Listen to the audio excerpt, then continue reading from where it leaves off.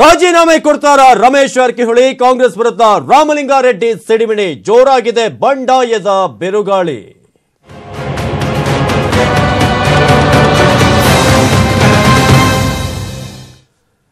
ಮಂತ್ರಿ ಸ್ಥಾನ ಕೈತಬ್ಬಿದ್ದಕ್ಕೆ ರಾಮಲಿಂಗಾರೆಡ್ಡಿ ಬೇಸರ ವ್ಯಕ್ತಪಡಿಸಿದ್ದಾರೆ. ಪಕ್ಷದಲ್ಲಿ ನಾಲ್ವರೇ ಎಲ್ಲ ನಿರ್ಧಾರವನ್ನ ಕೈಗೊಳ್ಳೋದು, ಅವರಿಗೆ ನನ್ನ ಮೇಲೆ ಕೋಪ ಯಾಕೋ ಗೊತ್ತಿಲ್ಲ. ಇದು ಹಿರಿಯ ನಾಯಕ ಕಳೆದ ಒಂದು ಸಿದ್ದರಾಮಯ್ಯನವರ ಸರ್ಕಾರದಲ್ಲಿ ಗೃಹ ಸಚಿವರಾಗಿದ್ದಂತ ರಾಮಲಿಂಗಾರೆಡ್ಡಿ ಅವರ ಒಂದು ಮಾತು. ಅವರಿಗೆ ನನ್ನ ಮೇಲೆ ಕೋಪ ಯಾಕೋ ಗೊತ್ತಿಲ್ಲ, ಆ ನಾಲ್ವರೇ ಕಾರಣ. ಹಾಗಾದ್ರೆ ಆ ನಾಲ್ವರು ಯಾರು? ಕಾಂಗ್ರೆಸ್ನಲ್ಲಿ ಮಾನದಂಡದ ಬಗ್ಗೆ ಅಸಮಾಧಾನ ಇರುತ್ತೆ. ಅವರು ಹೇಳಿದ್ದಾರೆ ರಾಮಲಿಂಗಾರೆಡ್ಡಿ ಅವರು, ಜಾರ್ಜ್ ಡಿಕೆಶಿಗೆ ಮತ್ತೆ ಅವಕಾಶ ಕೊಟ್ಟಿಲ್ವಾ? ಅವ್ರಿಗೊಂದು ನ್ಯಾಯ, ನನಗೊಂದು ನ್ಯಾಯನ ಅಂತ ರಾಮಲಿಂಗಾರೆಡ್ಡಿ ಪ್ರಶ್ನೆ ಮಾಡಿದ್ದಾರೆ. ಆ ಮೂಲಕ ಒಬ್ಬೊಬ್ಬರೇ ನಾಯಕರು ಇದೀಗ ಅಸಮಾಧಾನವನ್ನ ಹೊರಹಾಕ್ತಿದ್ದಾರೆ. ಕಾಂಗ್ರೆಸ್ನಲ್ಲಿ ಮಾನದಂಡದ ಬಗ್ಗೆ ಮಾತನಾಡಿದ್ದಾರೆ. ಸಿದ್ದರಾಮಯ್ಯ ಬಗ್ಗೆ ವೈಯಕ್ತಿಕವಾಗಿ ಯಾವುದೇ ರೀತಿಯಾದಂತಹ ಕೋಪ ಏನು ಇಲ್ಲ. ಪಕ್ಷವನ್ನ ಕಟ್ಟಿ ಬೆಳೆಸಿದ್ದೇವೆ, ಇದನ್ನ ಬಿಡುವಂತ ಯಾವುದೇ ಪ್ರಶ್ನೆ ಇಲ್ಲ. ಸುದ್ದಿಗೋಷ್ಠಿಯಲ್ಲಿ ರಾಮಲಿಂಗಾರೆಡ್ಡಿ ತಮ್ಮ ಬೇಸರವನ್ನ ಹೊರಹಾಕಿದ್ರು. ಈ ರೀತಿಯಾಗಿ ಇದು ಯಾವ ಲೆಕ್ಕಾಚಾರ ಅಂತ ನನಗೆ ಗೊತ್ತಿಲ್ಲ, ನನ್ನ ಮೇಲೆ ಯಾವ ಕೋಪನೋ ಅದಂತೂ ನನಗೆ ಯಾವುದೇ ಐಡಿಯಾ ಇಲ್ಲ. ಎಲ್ಲದಕ್ಕೂ ಕೂಡ ಆ 4 ಜನ ಕಾರಣ, ಆ 4 ನಾಯಕರೇ ಕಾರಣ. ಅವರಿಂದಲೇ ಎಲ್ಲ ಕೂಡ ಆಗ್ತಾ ಇರೋದು. ಸುದ್ದಿಗೋಷ್ಠಿಯಲ್ಲಿ ರಾಮಲಿಂಗಾರೆಡ್ಡಿ ಈ ರೀತಿಯಾಗಿ ತಮ್ಮ ಬೇಸರವನ್ನ ವ್ಯಕ್ತಪಡಿಸಿದ್ರು. ಜೊತೆಗೆ ಕೆಜೆ ಜಾರ್ಜ್ ಮತ್ತು ಡಿಕೆ ಶಿವಕುಮಾರ್ ಇವರಿಗೆ ಯಾಕೆ ಮತ್ತೆ ಅವಕಾಶವನ್ನ ಕಲ್ಪಿಸಿದ್ರು, ಇದಕ್ಕೇನು ಕಾರಣ? ಅವರಿಗೊಂದು ನ್ಯಾಯ, ನನಗೊಂದು ನ್ಯಾಯನಾ ಅಂತ ಪ್ರಶ್ನೆ ಮಾಡಿದ್ದಾರೆ. ಹಾಗಾದ್ರೆ ರಾಮಲಿಂಗಾರೆಡ್ಡಿ ಏನ್ ಹೇಳಿದ್ರು, ಅವರ ಅಸಮಾಧಾನ ಹೇಗಿತ್ತು, ಬನ್ನಿ ನೋಡೋಣ.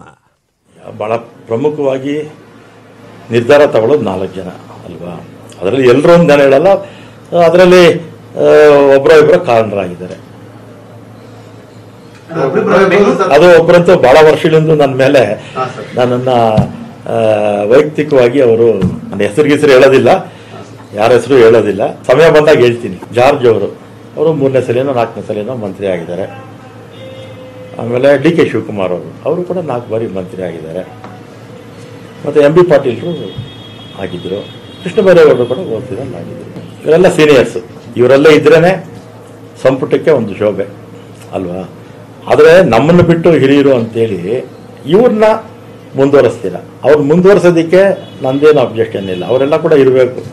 ಆದರೆ ನಮ್ಮನ್ನು ಕೈ ಬಿಟ್ಟಿದ್ದಕ್ಕೆ ನಮಗೊಂದು ರೀಸನು, ಅವ್ರಿಗೊಂದು ರೀಸನ್ ಕೊಡ್ತಾರೆ. ನಾನು ಮತ್ತೆ ಮಂತ್ರಿಮಂಡಲಕ್ಕೆ ಬರಬೇಕು ಅಂತ ಹಂಗಿದ್ರೆ ನಾನು ಈ ಹೈಕಮಾಂಡು ಅಥವಾ ನಮ್ಮ ರಾಜ್ಯದ ಮುಖಂಡರ ಹತ್ರ ನಾನು ಭೇಟಿ ಮಾಡಿ ಕೇಳ್ಕೊಳ್ತಿದ್ದೆ. ನಾನೇನು ಆ ಥರದ್ದೇನು ಯಾರನ್ನು ಕೂಡ ಲಾಬಿ ಮಾಡಲಿಲ್ಲ. ಅಸಮಾಧಾನ ಅಂದರೆ ಈ ಯಾರ್ಡ್ ಸ್ಟಿಕ್ ಬಗ್ಗೆ ಅಸಮಾಧಾನ. ಸಚಿವ ಸಂಪುಟಕ್ಕೆ ತಗೊಂಡಿಲ್ಲ ಅಂತ ಅಸಮಾಧಾನ ಇಲ್ಲ, ಆದರೆ ಒಬ್ರಿಗೊಂದು ನ್ಯಾಯ, ಇನ್ನೊಬ್ರಿಗೊಂದು ನ್ಯಾಯ, ಮಾನದಂಡ ಇದೆಯಲ್ಲ, ಇವರು ಬಳಸ್ತಾ ಇರ್ತಕ್ಕಂಥ ಮಾನದಂಡದ ಬಗ್ಗೆ ಅಸಮಾಧಾನ ಇದೆ. ಕಲಬುರಗಿ ಜಿಲ್ಲೆಗೆ ಸಚಿವ ಸ್ಥಾನ ಸಿಗಬೇಕಾಗಿತ್ತು. ಇದು ಹಿರಿಯ ನಾಯಕ ಮಲ್ಲಿಕಾರ್ಜುನ ಖರ್ಗೆ ಅವರ ಮಾತು. ಕಲಬುರಗಿಯನ್ನ ಕಡೆಗಣಿಸಿದ್ದು ಬಹಳ ಒಂದು ಸರಿಯಲ್ಲ, ಅದು ಬೇಸರ ಮೂಡಿಸಿದೆ ನನಗೆ.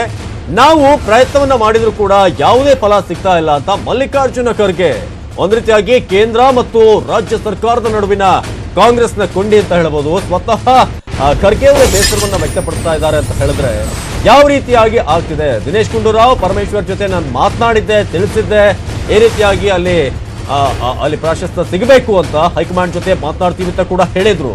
ಆದ್ರೆ ಜಿಲ್ಲೆಗೆ ಸಚಿವ ಸ್ಥಾನ ಸಿಕ್ಕಿಲ್ಲ ಅಂತ ಅವರು ಬೇಸರವನ್ನ ವ್ಯಕ್ತಪಡಿಸಿರೋದು. ಕಲಬುರಗಿಗೆ ಒಂದು ಸ್ಥಾನವಾದರೂ ಸಿಗಬೇಕಾಗಿತ್ತು, ಆದ್ರೆ ಇದೆಲ್ಲವೂ ಕೂಡ ಈಗ ವ್ಯರ್ಥವಾಗಿದೆ. ದಿನೇಶ್ ಗುಂಡೂರಾವ್ ಪರಮೇಶ್ವರ್ ಜೊತೆ ನಾನು ಮಾತನಾಡಿದ್ದೆ, ತಿಳಿಸಿದ್ದೆ ಅವರಿಗೆ ಈ ಬಗ್ಗೆ, ಹೈಕಮಾಂಡ್ ಜೊತೆ ಮಾತನಾಡ್ತೀವಿ ಅಂತ ಕೂಡ ಅವರು ತಿಳಿಸಿದ್ರು. ಆದ್ರೆ ಒಂದು ಕಡೆ ಗಳಿಗೆಯಲ್ಲಿ ಯಾವುದೇ ರೀತಿಯಾದಂತಹ ಪ್ರಾಶಸ್ತ್ಯ ಕಲಬುರಗಿ ಜಿಲ್ಲೆಗೆ ಸಿಕ್ಕಿಲ್ಲ ಅಂತ ಅವರು ಬೇಸರ ವ್ಯಕ್ತಪಡಿಸಿದ್ದಾರೆ. ಅಪೇಕ್ಷೆ ಏನಿತ್ತಂದ್ರೆ ಕ್ಯಾಬಿನೆಟ್ ಒಂದು ಕೊಡಲೇಬೇಕು ಅಂತಕ್ಕಂಥದ್ದು ನಮ್ಮ ಪ್ರಯತ್ನ. ಮತ್ತು ನಾನು ದಿನೇಶ್ ಗುಂಡೂರಾವ್ನು ಮಾತಾಡಿದ್ದೆ, ವೇಣುಗೋಪಾಲ್ ಮಾತಾಡಿದ್ದೆ. ಯಾವ ಪ್ರಯತ್ನ ಮಾಡಿದ ಮೇಲೆ ಎಷ್ಟೋ ಸಾಲಿ ನಮಗೆ ಆಸೆಗಳಿರ್ತವೆ, ನನಗೂ ಇರ್ತದೆ ಇನ್ನೊಬ್ಬ. ಬಟ್ ಅದಕ್ಕೆ ನಾವು ಪ್ರಯತ್ನ ಮಾಡಿದ್ರೂ ಕೂಡ ಫಲ ಸಿಗಲಿಲ್ಲ ಅಂದ್ರೆ ನ್ಯಾಚುರಲಿ ಜನ ಬ್ಲೇಮ್ ಮಾಡ್ತಾರೆ. ಈಗ ಅದಕ್ಕೇನು ನಾವು ಉತ್ತರ ಕೊಡಕ್ಕಾಗೋದಿಲ್ಲ. ಯಾಕಂದ್ರೆ ಅವರು ಯಾವ್ಯಾವ ದೃಷ್ಟಿಯಿಂದ ಏನೇನು ಯೋಚನೆ ಮಾಡಿದಾರೋ ಅದು ಅವರ ವಿವೇಚನೆಗೆ ಬಿಟ್ಟಂತದ್ದು. ಈಗ ನಾವು ನಮ್ಮ ಪ್ರತಿನಿಧಿತ್ವನ ಕೇಳ್ತೇವೆ. ಡೆವಲಪ್ಮೆಂಟೇ ಆಗಲಿ, ಮಂತ್ರಿಗಳಲ್ಲಿ ಆಗಲಿ, ಚೇರ್ಮನ್ಗಳಲ್ಲಿ ಆಗಲಿ ಸಮತೋಲನ ಮಾಡಿ ಅಂತ ಹೇಳ್ತೇವೆ. ಬಟ್ ಅನ್ಫಾರ್ಚುನೇಟ್ಲಿ ಕೆಲವು ಸಲ ಫಲ ಸಿಗದೇ ಇದ್ದಾಗ ಅದರ ಬ್ಲೇಮು ಸಹಜವಾಗಿ ನಮ್ಮ ಮೇಲೆ ಬರ್ತದೆ.